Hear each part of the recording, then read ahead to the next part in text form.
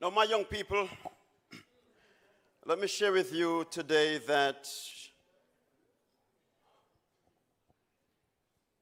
apart from accepting Jesus, the most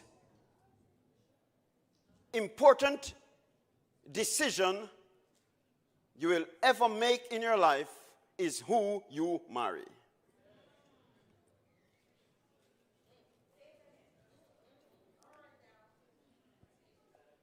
And think about this for a moment. You spend the first 30 years of your life acquiring good education, amassing wealth. You try to keep yourself healthy. And then you, because of just not being prepared, you go and you marry the wrong person. And then you live the second half of your life in misery. Is it worth it? Because for a long time we underestimate the importance of preparation for marriage. And we say, oh, I want to have a happy marriage. And we fantasize about a happy marriage because when we were young, we dreamt of the bells and the gowns and the lights. And we say, oh, it's so wonderful if I could just have a great marriage. But friends, remember this. A good marriage doesn't just happen. A good marriage is about people. It is people that make marriage what it is. And so if you have a miserable marriage, it is because some miserable people make up that marriage. Is that clear? It is people that make marriage what it is. And if you are to have a happy marriage, you need happy people. So the place we begin in fixing marriage is fixing people. And so young people, before you get married, remember this. It is better to build a strong marriage than repair broken ones. And so it's important, youngsters, that you begin right. Watch this now. If you do it right, you'll discover that marriage is the closest thing to heaven on earth. But if you do it wrong, marriage is the closest thing to hell on earth. You cannot afford not to do it right. There are a few things to consider when you think about marriage. Are you with me? Number one,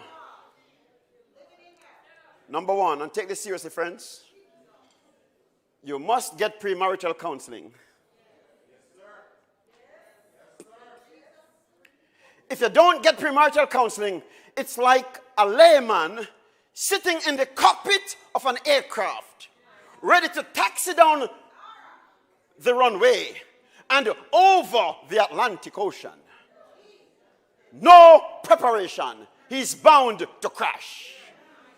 This is exactly what happened when you enter marriage without preparation. When you think about driving, don't you get driving lessons?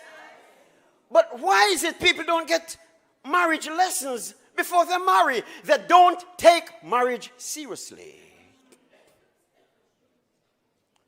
It's number one. Number two. Okay, yes, count me down, please. 5 minutes. Can I say something more? The next thing to observe is this. Watch this now. The next thing to observe. Never marry outside the faith. In other words, don't be unequally yoked together with unbeliever. Watch this now. Hello. Did you know that there's hardly anything more painful in marriage than to marry somebody who does not believe as you believe. Ask those who have done it, and they will tell you rivers of tears, acres of heartaches, mountains of problems have been their experience. Do not try it. Amen.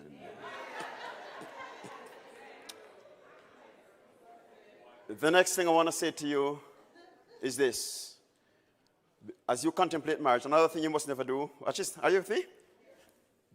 Do not engage in sexual activity before marriage. Are you with me? Can we talk tonight? Watch this now. Number one, when you start engaging in sexual activity before marriage, did you know that it is one of the major causes of divorce? Number one. Number two, it blinds your ability to discern the person's true character.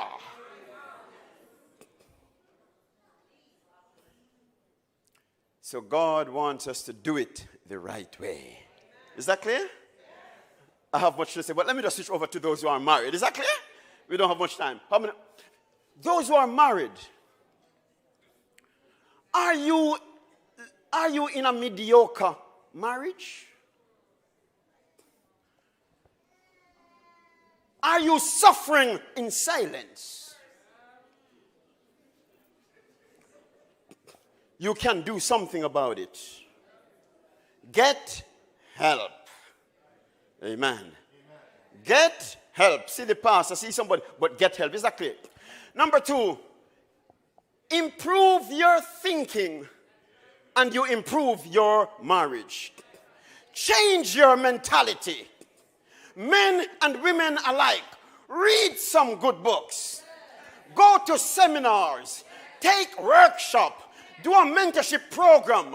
Change your mentality and you change your marriage. Change your mentality and you change your life. Don't settle for a mediocre marriage. A man sometimes may be able to settle with it and live on for a while. A man may be able to accept a marriage that is a business arrangement of sort, but not a woman. A shallow, superficial relationship will drive a man's wife wild with frustration. So if you're married, watch this. Be nice to each other. Amen? Men, remember, a lady is deeply emotional, so massage her ego. Protect her heart. Treat her with tender loving care. And ladies, respect him. A man has a fragile ego. So whenever he comes and he's sharing with you his dreams and his aspirations, don't say, well, you can't do anything. What are you talking about? No, a man needs an encourager. So encourage him with your words. Respect him. Didn't Sarah call him Lord? Love him with your words. So when you come home in the evening, you stand by the side of the door and you say, honey, even if it's sweet nonsense, is that right? You must be tired today. Why do you say I'm tired? You must be tired, for you kept running in my mind all day.